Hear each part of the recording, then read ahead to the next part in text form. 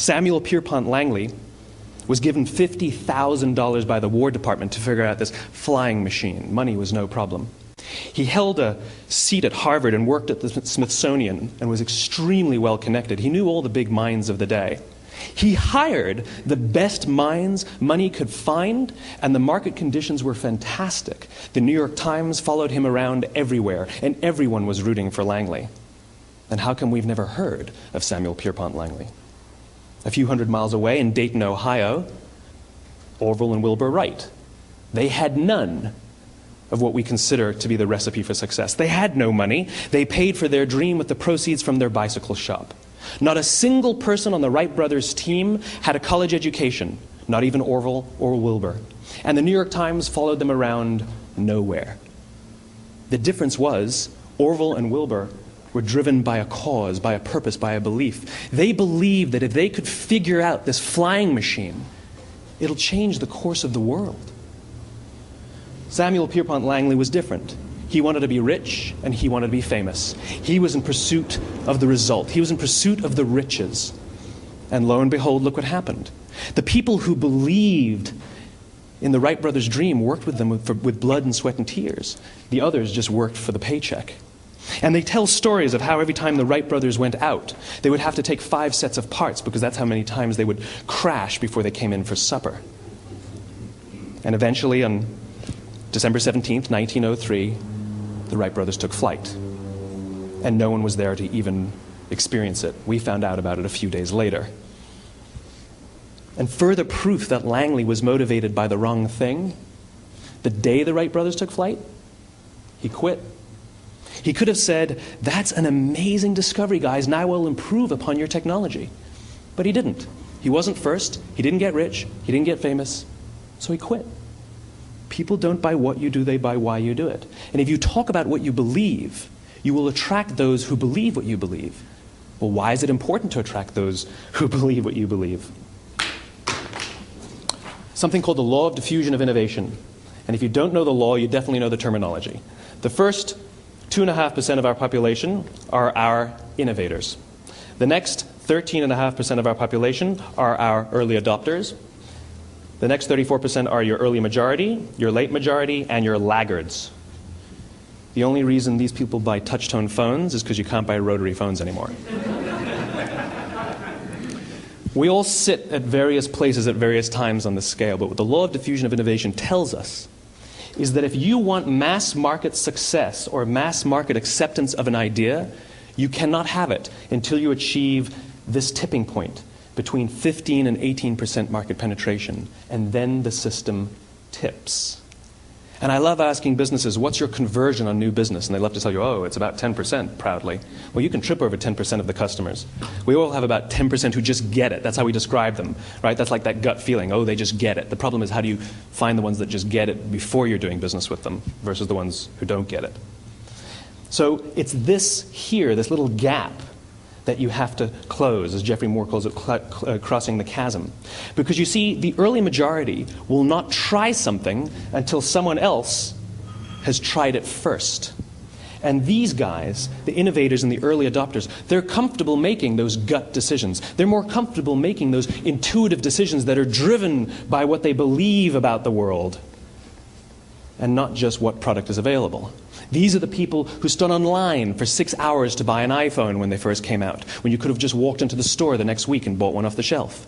These are the people who spent $40,000 on flat-screen TVs when they first came out, even though the technology was substandard. And by the way, they didn't do it because the technology was so great. They did it for themselves. It's because they wanted to be first. People don't buy what you do, they buy why you do it. And what you do simply proves what you believe. In fact, people will do the things that prove what they believe. The reason that person bought the iPhone in the first 6 hours, or stood in line for 6 hours, was because of what they believed about the world and how they wanted everybody to see them. They were first. People don't buy what you do, they buy why you do it. So let me give you a famous example, a famous failure and a famous success of the law of diffusion of innovation. First, the famous failure. It's a commercial example. As we said before a second ago, the recipe for success is money and the right people and the right marketing conditions, right? You should have success then. Look at TiVo. From the time TiVo came out about 8 or 9 years ago to this current day, they are the single highest quality product on the market. Hands down, there is no dispute. They were extremely well funded. Market conditions were fantastic. I mean, we use TiVo as a verb. I TiVo stuff on my piece of junk Time Warner DVR all the time. But TiVo is a commercial failure. They've never made money. And when they went IPO, their stock was at about $30 or $40 and then plummeted, and it's never traded above 10. In fact, I don't think it's even traded above 6, except for a couple of little spikes. Because you see, when TiVo launched their product, they told us all what they had. They said, we have a product that pauses live TV, skips commercials, rewinds live TV, and memorizes your viewing habits without you even asking. And the cynical majority said, we don't believe you, we don't need it, we don't like it, you're scaring us. What if they had said, if you're the kind of person who likes to have total control over every aspect of your life, boy, do we have a product for you. It pauses live TV, skips commercials, memorizes your viewing habits, etc., etc.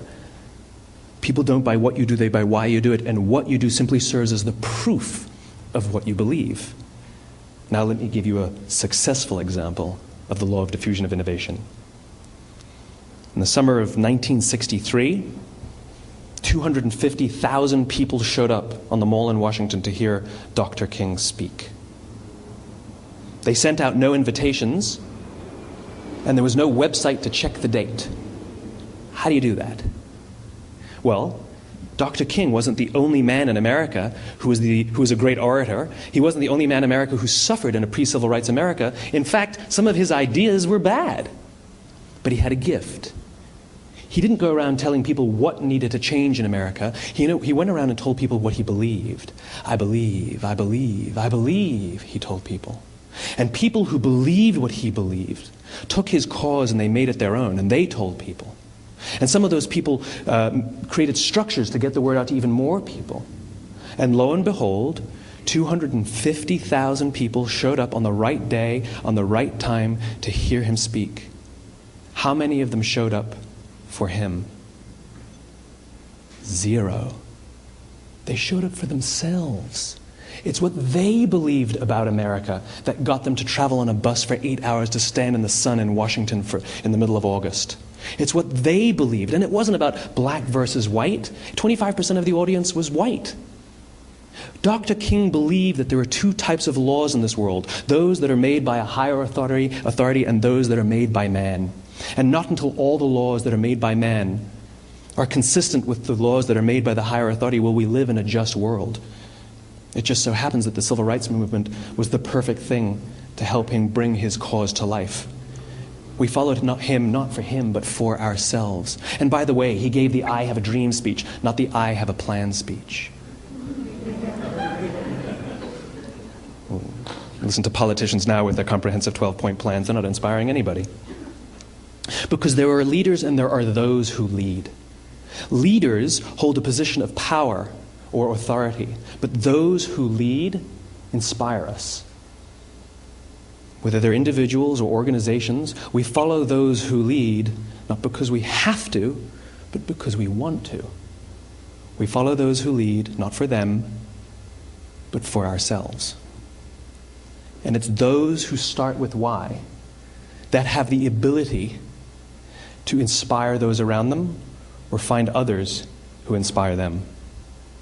Thank you very much.